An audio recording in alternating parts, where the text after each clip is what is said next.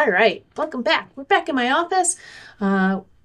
Spring semester here at Rochester Institute of Technology is back in session.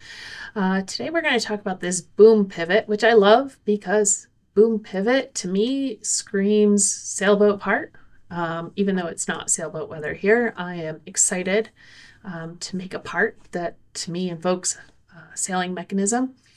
It is in grams. We do have symmetry, but I don't really use mirror in this case. I'll show you. I do use symmetric. We got some slots. We've got some interesting ways that some of these extrudes kind of work off of each other. So let's get into it. I am going to use sketch regions today. So we're going to do kind of the stuff I'm seeing here on this top view. We're going to start right off with the palette tool and the center to center racetrack. I'm going to use right click hold to drag my dragger to the left side, and then I'll drag that down to the origin. Close my palette, and my center to center distance is 111 as shown in the top view. And then the full diameter of the left side, that decides our width, so that is the 85. I'm also going to add a few other circles on here. On the left side, we do have the full diameter, center hole, and then like kind of a raised area. And on the right side, we have a hole. Again, we don't want that equal sign, so we'll do a right to block that equal sign. Okay. All right. The hole on the right side has a diameter of 50. The hole on the left side has a diameter of 40. And the counter bore, that little notch area that sticks up, has a diameter of 63. So that's my first sketch region. I did set it already into sketch region down here. We will take this. Yeah, that works. We'll extrude that. The lower section, which is 30. We'll take the wide area and extrude that. The bulk of the height, which is 120. And we'll take the intersection and extrude that going up. And that's going to be the full 120 plus 6. Oops. 120 plus 6.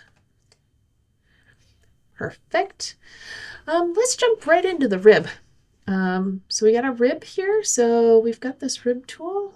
Let's add the rib onto the front plane. And the rib tool allows us to create geometry.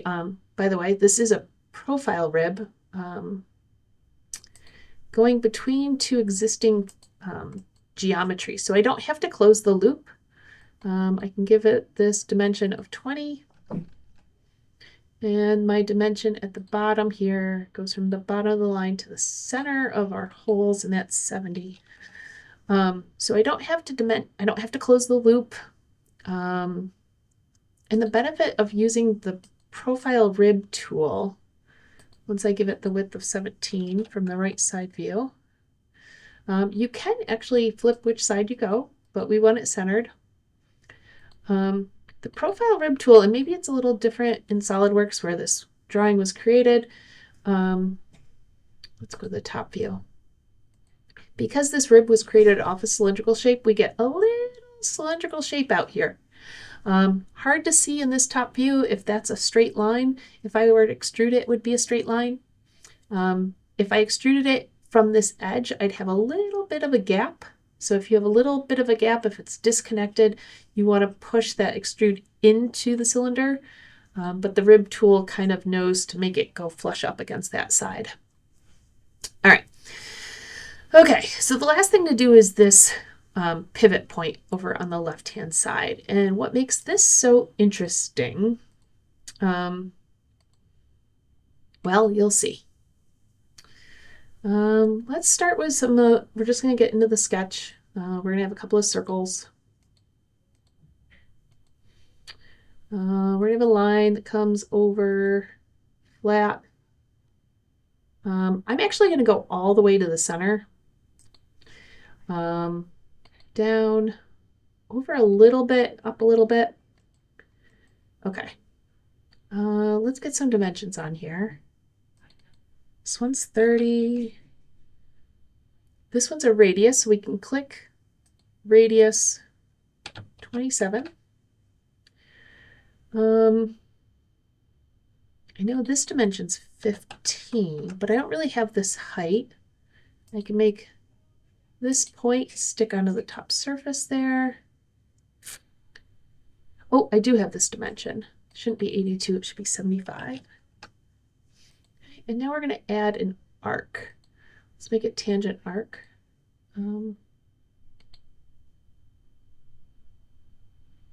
Well, it doesn't want to let me make it tangent. That's okay. We'll just stick it there. And then we can do something like that to select both of those and make a tangent with the pop-up. The radius is given to be 55. And I'm going to go ahead and delete, even though I still have sketch region selected, I'm going to fill this in. Okay, so this is going to be a problem. It's going to fill all the way into that hole that we already created. There's a couple of ways to fix it, but I don't want to go to the beginning here because it sticks out wide enough. You can see in this top view. I need to make sure I'm coming all the way back to that circle. So we're going to do it this way. I'll show you why. Okay. So I'll take that sketch and extrude it. We're going to do a symmetric extrude. And the overall outer width is 61. But I'm not going to add it onto the existing body. I'm going to make it a separate body. So I'm going to take advantage of multi-body modeling here. So I'm going to create new body. So it's still the same color. It looks very similar. Sticks into the inside, and we'll take care of that. But first, let's take sketch 2 and let's extrude that a second time. This time we are going to remove material. We are going to make it symmetric. And our depth is going to be the inner slot there, 27. Okay. And we are only removing from body 2, not from body 1. Okay. So one of the issues I was having when I went through this on my own the first time was that when I tried to make this cut, it was cutting into the existing cylinder here. So by making this a separate body, I kind of lose that option or that issue, but I still need to clean out the center. So what we'll do is we will use the trim split body option. Okay, the body we're going to split is body 2. The splitting object we will use to trim, and we will pick the inside surface of the cylinder. Okay, the first option, that's going the wrong direction. Let's flip it and trim off the inside. Because the option extend splitting object is selected, it's getting both sides of that cylinder. If I turn that off, it'll only get one side. Okay.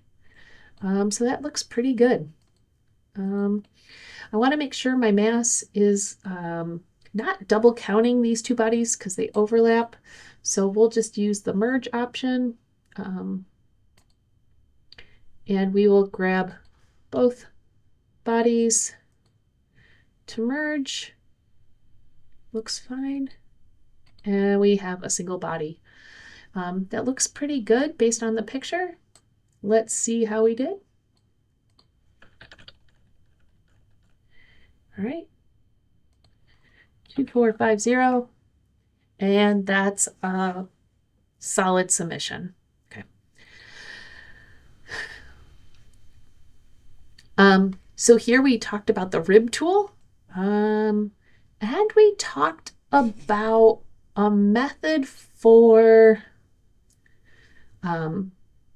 creating this geometry that kept the center hole intact and the outside edge. I'm guessing another method you could have done it would have been to make a piece that sticks out and then remove geometry from it, but I kind of liked jumping into the trim body option. It's always helpful to recall ways that you can use multi-body modeling even when you're making a singular part. So hope you got something from that. Actually, I'm just curious. Yeah, average solve time 15 minutes. I get that. That makes sense. That one was a challenge to get the left side geometry correct. So top 100, not too bad. All right, see you again soon.